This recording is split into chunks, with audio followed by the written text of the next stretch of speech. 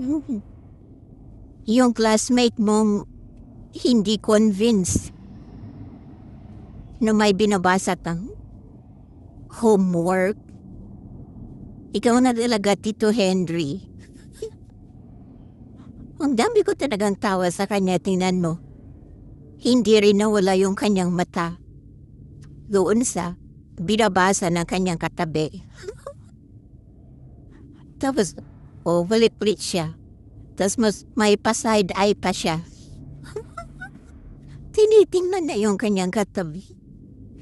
Siguro sa isip-isip niya, ano ba to? Totoo ba yung sinasabi nito?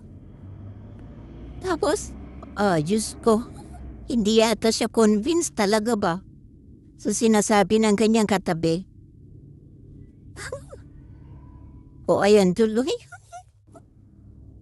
Ang dami ko talagang naiisip sa ginagawa ni Sir Henry talaga.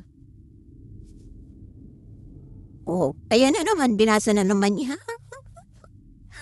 Si Sir naman na istorbo tuloy yung kanyang concentration.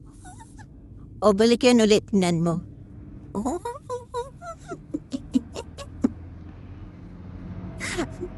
Scripted ba ito, Sir?